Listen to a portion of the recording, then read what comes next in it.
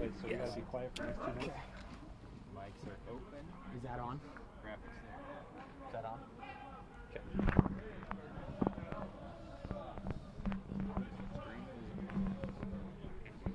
So, are these hot? Mics are open.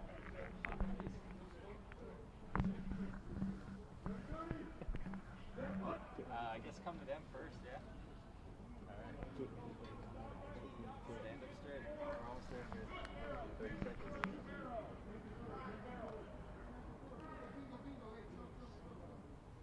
I got them on standby right now. They're ready. So Keenan's in senior.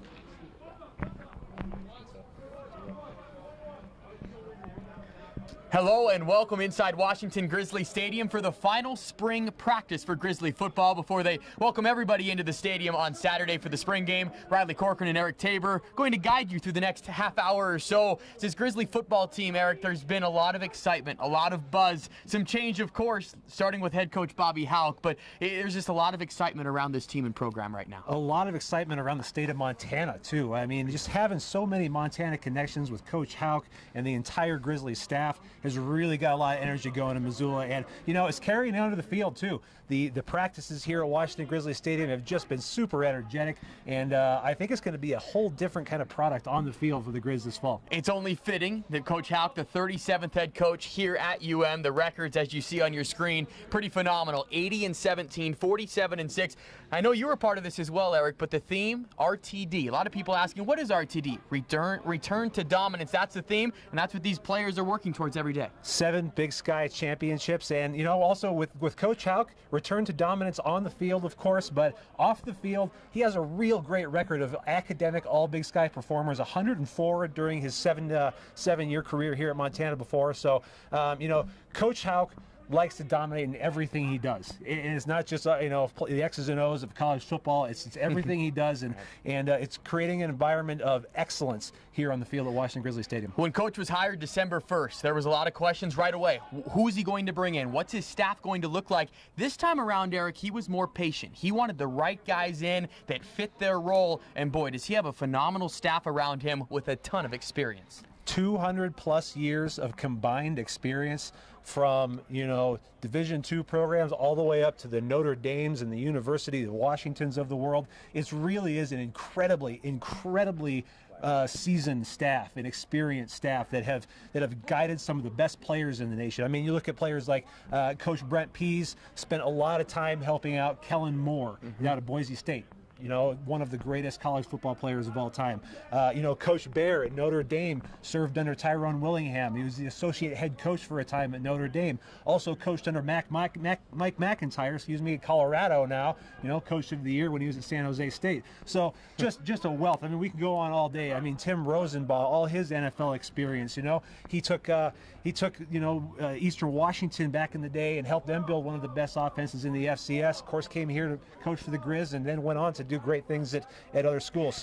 So much experience in this staff. And so many ties, like you said, to the University of Montana. One guy to highlight, Barry Sachs, just so pleased, so happy to be back. And you can tell his energy is contagious, and he's one of many, of course, but you just see how special this place is and how special Grizzly football is to this staff. I think that will reflect down to the players. Well, the players already have said that they love playing for Coach Sachs on the D-line there, and it's just because he does bring that energy. He brings it all day, every day. Really fun guy to be around. I tell you walk down like the Hall of Champions with Barry Sachs. It takes you a half hour to get down the hall because he's like, oh, that was my roommate and me and this guy did this. And oh, just so many great stories from this coaching staff because, again, they've all been around Montana for so long. 2 things that we really want to highlight, Eric. The first thing is how different the practices are under Coach Houck. When you have a change in scheme and change in coaching staff, things are going to be different. But these practices are so much more physical. There's some guys banged and bruises a little bit, but they got to put it out there on the field. And just tell us a little bit some of the changes that you've seen with how much more physical these practices are under Coach Houck. Well, get used to hearing the words Montana tough. That's going to be a big staple of Coach Houck and his staff here at Montana, because he believes that to be a good football player, you got to play tough, you got to practice tough, you got to get up and eat your cereal in the morning tough, because that's what it takes to win football games. And he's got a proven record here at Montana, as we talked about, and so that's what's been coming out in these practices so far this spring. It's just a different change in tempo, different change in mindset. There's 0 wasted seconds on this field. From the minute the guys come out the tunnel, they are doing stuff. They're doing stuff. They're doing stuff, and they are getting to work. I mean, right now we are all of about 5 minutes into practice, and guys are getting after it already. And so, I'd say that's the biggest difference. It didn't take long for folks who have come down to practice to observe that. You're here for 5 minutes, and it's just a very different environment already. I know that Griz Nation is always curious, as we are sometimes. What about a depth chart? What do we see here? And this coaching staff really emphasized the fact that it's a clean slate with everyone. We do not know the depth chart. I don't even think the coaches at this point know the depth chart. They just want to see everyone on the field, and they give everyone a fresh start. And I think that's refreshing, and it, again, reflects all the way down to the players. Yeah, and that's 100% by design. Going into this spring game, Coach Houck has said there is 0 depth chart, and they are going to just throw guys out there who they think they want to test different combinations. So as we saw in the last scrimmage, Griz Jensen, the quarterback, Dalton Sneed, the other quarterback, they are going to split most of the reps, and they're just going to try different combos. There's a lot of testing that they've had to do during this springtime, and Dalton Sneed right there, he's one of the guys that is going to get a lot of attention. In that last scrimmage, threw 8 completions, had a couple great runs. The man is electric with his feet. He's transferred from UNLV, and Riley, we've got a highlight to show you. If you haven't seen the highlight of Dalton Sneed running the ball yet, when he was at UNLV, here's a story. He was a freshman. He's in the bottom of the depth chart because of injuries. He gets on the field. He gets out there against Fresno State, and you'll see this when they roll the film here. It was just an unbelievable run from Dalton Sneed. But he's got possession. Oh, here we go now. So UNLV against Fresno State. They're backed up inside their own 10. This is Dalton's first game of college football, mind you. He's a freshman. His scrambling ability, avoids the safety. His scrambling ability is just fantastic for a freshman. And then here in about 2 seconds, he turns on the jets and he's gone. 100-yard plus touchdown run from Dalton Sneed, and that's really the variable that he brings to this Grizzly offense right now. He's got a very good arm. Griz Jensen has a very good arm. They're both smart football players. They both know how to operate this offense. Dalton Sneed has a lot of experience with Coach Rosenbaugh. Coach Rosenbaugh recruited him to UNLV. So a lot of familiarity here, and so you've got 2 quarterbacks that can really get the job done. And they brought him in right away. He was excited. He was just grateful to be here back on this Division I stage after being in community college last year. And a lot of talk about Dalton Sneed for good reason, but let's not forget about Griz Jensen. Now going into his sophomore year, he started 7 games for the Grizzlies, shattered pretty much every freshman quarterback record here at UM, 2,500 yards, 20 touchdowns, 10 interceptions. But it's a healthy competition between these two, but don't think Griz Jensen's out of the mix by any stretch of the imagination. No, it is a open competition for the quarterback spot. It's an open competition for every spot. And as we said, no depth chart right now. The coaches are going to take everything they've learned in spring ball here, go back, digest it, analyze it, and then the depth chart will come together as we get closer to fall camp. But when we started spring ball, that was what the coaches wanted. They wanted just a wide open competition for everybody to go out there, compete, and see the cream rise to the top. And on Saturday, you're going to see a healthy mix, as Eric said, of both of these quarterbacks in Griz Jensen and Dalton Sneed. Will transition now to the running back group. And Justin Green, one of the returning coaches,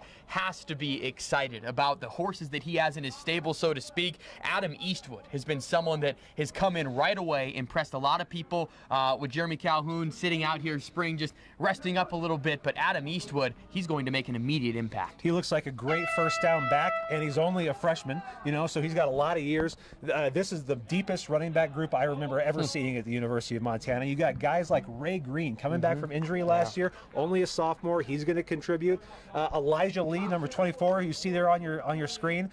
He's a powerful guy. Everybody remembers some of the stuff he did last year. Real powerful runner, low center of gravity for him. And then guys like Took Moses. He's just a freshman, young guy from Oklahoma.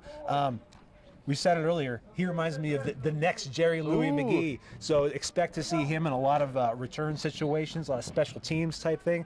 and it's just going to be a fun competition at running back, especially when Jeremy Calhoun comes back in, because it is a bit of a change in the offense. Not a lot of change in the offense, but the ground game is going to get a bit more attention, and I think it's in good hands. And that's something, too, we can highlight, the change in offense with Tim Rosenbaugh. What have you seen maybe as some of these main changes? I know it'll be a process of when the fullback gets worked in there, so to speak, more tight end looks, that it's going to be very healthy in the sense of there's going to be a lot of mix back and forth. But what have you seen as some of the primary changes, if at all, with Tim Rosenbaugh calling some plays here in practice? Well, you know, what didn't happen is the quarterbacks didn't go right back underneath center and you're just watching running backs go off tackle all day long. That did not happen.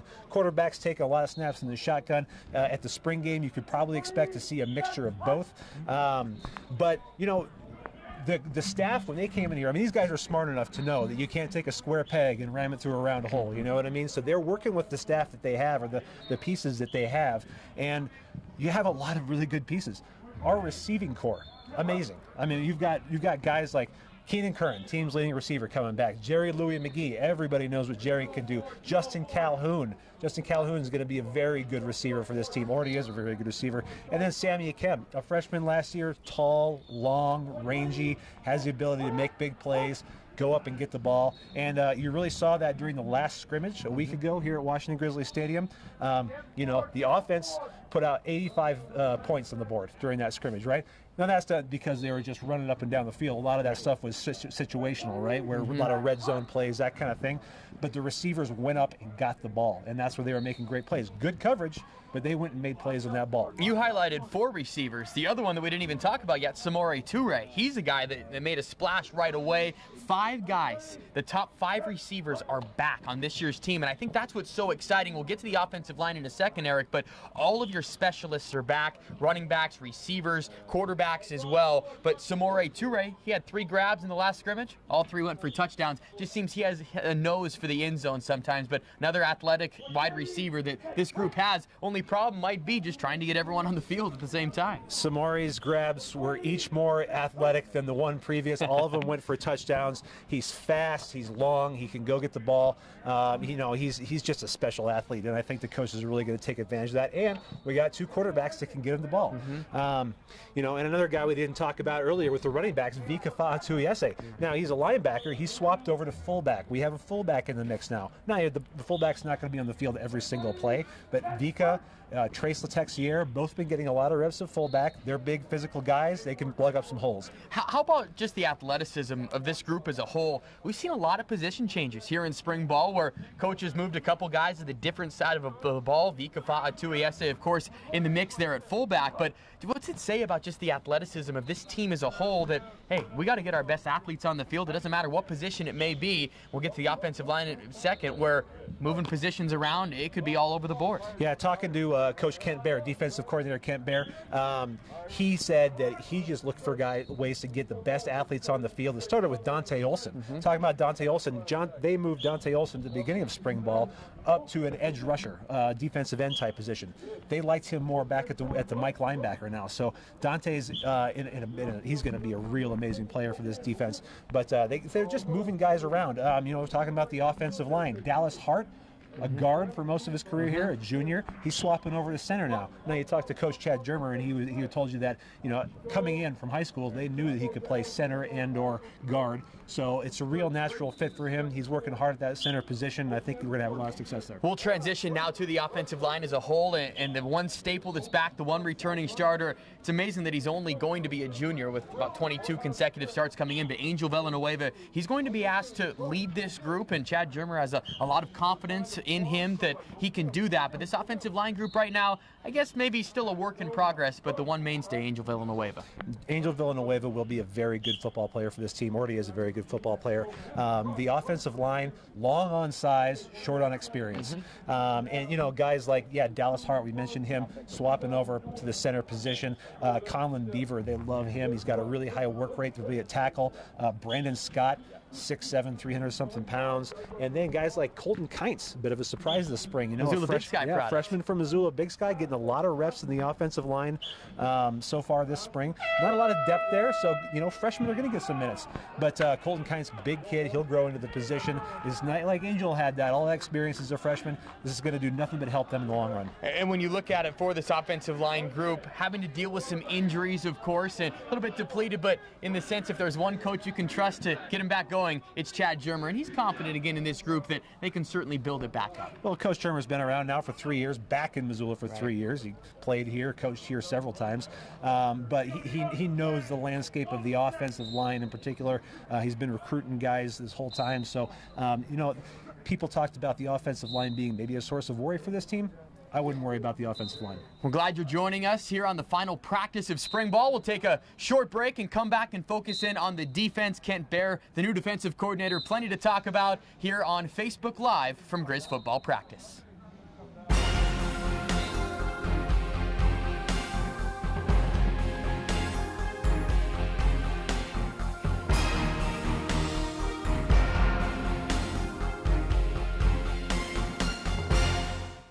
The future, it's wide open. It calls for radical new theories and essential truths to make sense of the world and our place in it. It calls for left brain logic and right brain creativity to find our next frontiers. It calls for brain waves and surf waves, passports and puffies, and grizzlies. Lots of grizzlies. The future, it calls for those ready to change the world. The University of Montana. Let's go there.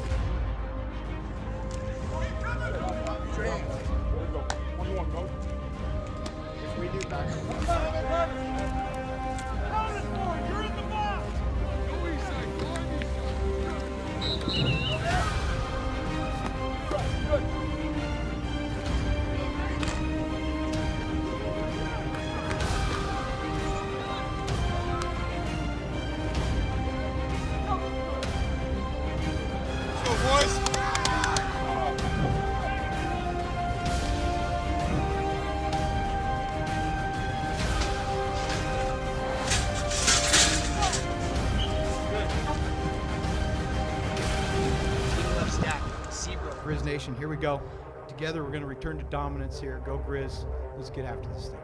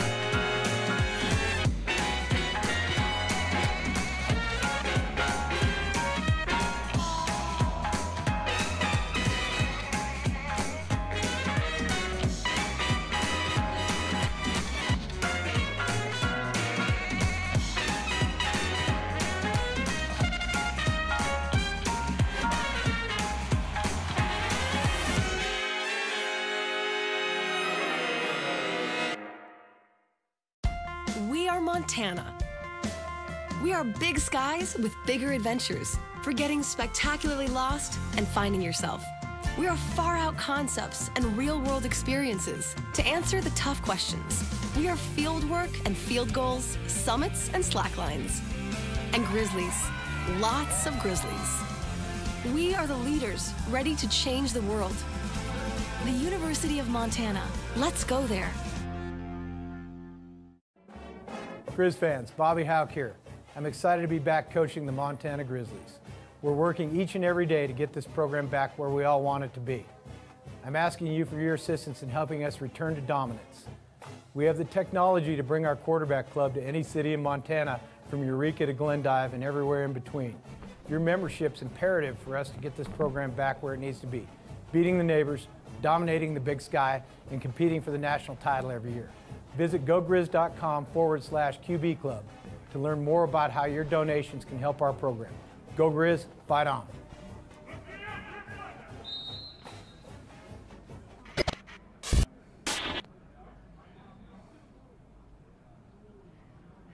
We welcome you back inside Washington-Grizzly Stadium. Riley Corcoran and Eric Taber with you. Facebook Live here from the final Griz practice of the spring game on Saturday, 1 o'clock. You can catch it on SWX. Or, of course, follow all the Griz social media outlets. You'll get caught up to speed there, but this team winding up, and we're going to transition now to the defense. And a lot of changes, Eric, that last year was tough, some inconsistencies, great games followed by some big games where the team allowed 30 points or more 5 times in Big Sky Conference play, gave up the big play a lot, especially in that final game of the season. But with Kent Bear at the helm, so much experience, he's really just trying to dissect his personnel before we're really going to find out what kind of scheme he's really going to run. Yeah, and we talked a little bit about guys like Dante Olson, who are going to be just a real mainstay for this defense this year. But, you know, you talk about plugging up holes, that's Jesse Sims right there.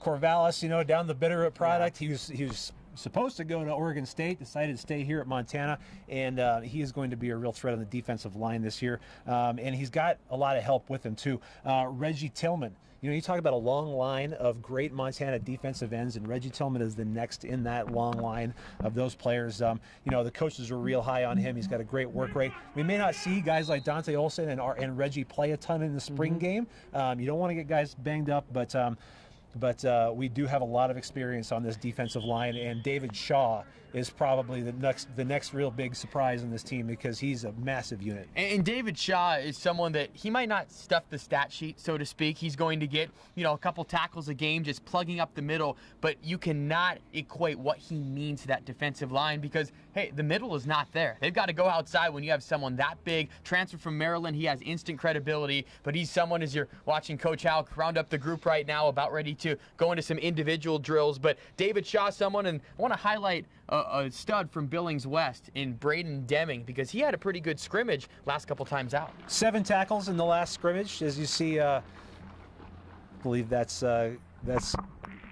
Coach D there talking to the guys. So this is the last practice. What you're seeing is the last practice of spring ball here. So Coach Houck bringing back some legends to talk to the guys, and it's just such a unique opportunity to do that here in the last practice. But yeah, Braden Deming, Billings West product, 7 tackles in the last scrimmage. You know, there's a lot of youth coming through in these positions that's gonna really help out, I think. R.J. Nelson, another guy out of Oregon, a redshirt freshman this year. Coach Barry Sachs really high on this guy. Needs to put on a little bit of weight, as most freshmen do, but he's got a work rate, some pace, and some length too. Love him as an edge rusher, long, gets low, gets around to the quarterback. Next group we're going to transition to will be the secondary. Some question marks there. I think it's safe to say maybe a little bit of a lack of depth, at least at this point, where this coaching staff is at with the cornerbacks, the safeties, but you can't get anywhere past the secondary without talking about Josh Sandry first. He had an impressive year last year, and it's going to be hard for him to equate what he did in last year's spring game where he had 3 interceptions, but Josh Sandry is going to have to be relied upon as a leader in the secondary now with the personnel they have. Yeah, very awesome spring game for him last year, but he will be a leader on this team. Now his junior year. I think he, you know, opportunities like what he got in Washington last year really helped him develop, I think, and you know, he'll be trained up. I like the way he looks, but he's got some help back there too. Number 2, Gavin Robertson, transfer from the University of Arizona, but familiar with Gress Jensen, played high school football with Gress Jensen out of Auburn Mountain View in Washington. So a lot of familiarity there. And like we said earlier, he's a first off the bus guy. You know, you want him getting off the bus with his sleeves rolled up, looking pretty tough. And I think he's got the speed and the strength, I think, to make a big impact in that backfield. And someone else that we can talk about, we know the last name, but Robbie Howe, coming in from Northern Arizona and was cleared at least by the Big Sky. We're still waiting to see what his status is going to be for the fall, but from what we've seen from him on the field, he's another guy, Eric, although he's young, he can make an immediate impact in this secondary. Coaching staff as a whole really likes what Robbie Howe can bring to the group as well. Not a big guy, not a huge guy, but you know what? He's in the right place at the right time. And you know, he's a coach's son, yes, but you know what? He's worked his way into a lot of reps with the ones. You hardly see him ever talking to his dad on the field. Right. He's always with his position coaches. He's done a really good job of showing the coaches, the entire staff, what he's got. And he was a pretty good football player down in California in high school. And I know the staff at Northern Arizona liked him a lot too. So he's one to watch. Now the corners, Ryan McKinley has graduated, so they'll have to fill the void there. And a couple of young studs from last year that kind of got a taste of what it was going to be like on the field. They're going to be asked to really provide more this year in Darian Nash, Lewis Cowens. They both earned a couple of starts throughout the course of last season, but they've shown signs of brilliance, and now they might have to be the starters this year, but it's in good hands, at least with the cornerbacks in those two. Last year's staff really liked Lewis Cowens, and I think so far in this spring season, he's shown a lot of what he can do. You know, like I said, in that last scrimmage, the offense, yeah, they put a lot of points on the board, but you know what? The defense was there. So just guys like Lewis Cowens in the right spot to make things happen. And, you know, guys like Kobe Eaton, too. Kobe Eaton swapping over to the defensive side of the ball from receiver. He's long, he's fast, he tracks the ball very well. He could be definitely dangerous for the defense this year to lock down some of the Big Sky's top receivers. And one more name to throw in the mix, Gavin Crow. Gavin Crow's someone that also can be first or second off the bus as well. He looks the part, and he's kind of shuffled around between positions trying to find a home, but he's a great example of a player. As the rain is coming down on us now inside the stadium, we can really kind of equate this weather that it's not quite spring ball. It feels like winter ball, so to speak. But it'll be impressive to see what Gavin Crow can do as we switch now to the linebackers. Dante Olson is the name that keeps coming up when we talk about this linebacking core. Josh Buss also resting a bit here during the spring. So it's been a highlight for Dante Olson and what he's been able to do leading the linebacking core. Coach Delaney out there getting the guys fired up for practice. So good to see Coach back out here again. What an awesome guy. It's just Grizzly family to the core right there. But Dante Olson, yeah, talked about him. Coach Bear moved him into the defensive line there for a short time during spring ball, but have moved him back out to the Mike linebacker spot.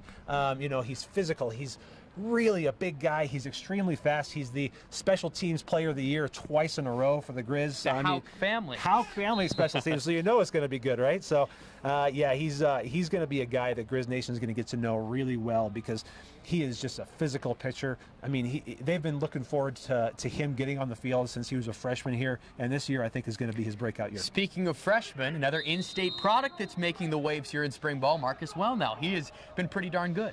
At the linebacker position, Marcus Wellnell from Helena Capital been doing a great job filling in. So if you kind of project ahead to maybe next year's starting linebackers, you got Dante Olson, Josh Buss, who's not really doing much of anything in spring ball here, and then Marcus Wellnell's making a name for himself to be that next linebacker from Montana. Finds himself in the right spot quite often, and here comes the man himself. Little wet here, Coach, yeah, but it was a little nicer a minute ago. Montana spring right here. This is the best. Well, it's been more like winter ball than spring ball, Coach, but it has. Today's summery. I would say so. So spring ball, it's your final practice now before you welcome everyone inside the stadium on Saturday. Where would you say that this team has grown the most as you guys have maneuvered through the last couple of weeks? Well, we've done a good job, really, from A to Z. I think every kid on the team's made progress for the most part. The injured guys, at least mentally, have been tuned in. So I think really attitudinally it's really grown, and I like where we are. For you, Coach, the buy-in from this squad, when you have the new staff coming in, it's one of the first things you think about or look at. Where do you feel the buy-in, or how happy are you with the buy-in from this group, from your staff, and the receptiveness?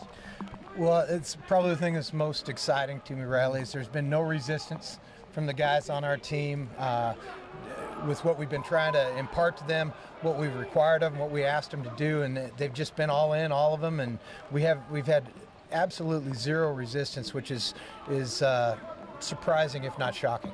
I'll put you on the spot just briefly, Coach. What would you identify now, just as maybe the main strengths and weaknesses as you guys really get through here towards the end of spring ball, strengths and weaknesses of this group?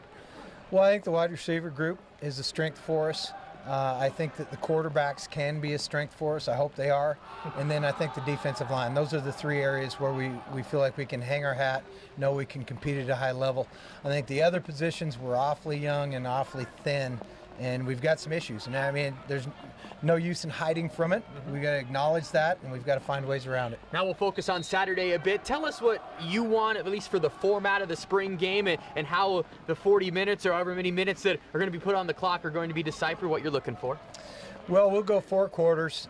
It'll be just us scrimmaging, playing against offense against the defense. We don't really have the numbers specifically on the offensive line or the secondary to divide up into 2 teams. So we'll just go offense versus defense. We'll go 4 10-minute quarters. We'll take a little break at halftime and try to wrap it up. And then we'll have a kids clinic. So we want every little kid in town, we want them to come out and enjoy a day in the stadium and be with our players afterwards. Sure be nice to pack this place a little bit for fans to get excited about. Coach, for you, how exciting is it for you to be back? Finally, you've gotten that question maybe, what, 80, 85 times, Yeah, maybe close to 100 by now. But as you finally get through spring ball and getting ready for the summer, where's the progress report for Coach Houck and how happy you are? Well, you know, for me, it's particularly special to be back on this specific field. You know, I like football. I like practice. I like the guys on the team that I'm working with. But to be back and coaching in this stadium is awfully special. And, you know, like I said, if people at some places like Ohio State and Nebraska can sell out their spring game, football's important here too, and I hope people will show up. Well, Coach,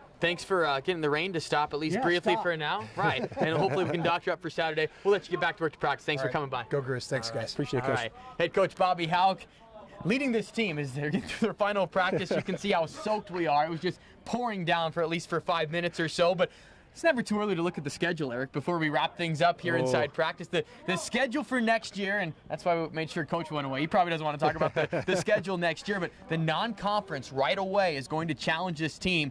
Night game, Northern Iowa, the opener, 2 Missouri Valley teams in the first 3 weeks. This team needs to be ready to go September 1st. Yeah, and Coach Houck may not want to have talked about it, but he sure is thinking about it right now because, yeah, that Northern Iowa game is going to be a tough one to start the year with. Always a tough opponent, Northern Iowa. The Griz have an awesome history with them. I mean, there's just so many great games in the past. You know, of course, they owe us one. We went and got them in their dome last time, so it's going to be an awesome game to start the season with. Drake coming in here, nice unknown team, never played them before. It's going to be fun to have something totally different in here. But then we get down to business, Western Illinois on the road. They're, like we said earlier, maybe a top 10 team to start the season. You don't know there. Sac State coming here. Jody Sears really did great things with that team last year. They're going to be tough. We got them at home, which I think is lucky for the Griz. And then at Cal Poly. I mean, they're a whole different ball of wax. You know, that triple option that has been so hard for the Griz to deal with over the years is back this year. It's been a nemesis for the Griz. Cal Poly struggled, but they're expected to get their horses back, so to speak. And can maybe say the front end of the Big Sky schedule is more manageable. But boy, after the bye week, the way the Griz are going to close, 4 tough games. UC Davis at home, who had a great year, the Player of the Year coming back. At Southern Utah, the team that won the regular season crown. At Idaho for the first time as they get back into the conference. Then, of course, the Brawl of the Wild, the Griz Cat game, the final game of the year. Those final 4 games are going to be something else. This is as tough as it gets in the Big Sky Conference or in FCS football. And with Idaho back, that's just so exciting to have that rivalry renewed. The Little Brown Stein, it's going to be super exciting. It's just kind of too bad we have to play the Matt Moscow first time this year. So the schedule's looking great. But you know what? Spring game, man. We got this rain, I think, is going to hold off. The forecast for Saturday looks fantastic. Tickets are $5 a piece. Bring the family down. GSA is going to have a tailgate out there in the Grove area. They're going to have a bouncy castle. Lots of activities for the kids. You know, after the game, the players are going to be down here throwing balls with the kids and going to set up some tackling dummies, let the kids hit the tackling dummies. All kinds of great stuff. Autographs, going to have a lot of big autograph session. A lot of fun for the whole family. Like Coach Houck said, wants to sell the place out. Nebraska can do it. Ohio State can do it. Why can't we do it? And I love it. Well, absolutely. Bring the family out, make a day out of it. All the events will start at 11 o'clock, the GSA tailgate. Game will kick off at 1 if you cannot make it to the stadium here in Missoula. Make sure you catch the action on SWX. Be following all of the Griz social media with this guy running the helm with it. You'll have all the coverage you need. Thanks for joining us here on Facebook Live from a rainy Washington-Grizzly Stadium. For our great crew working behind the scenes, for Eric Taber, I'm Riley Corcoran saying so long and go Griz.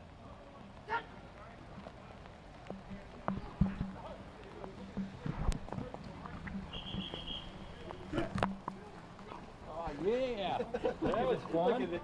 This goddamn weather. Oh my God. Oh, it did.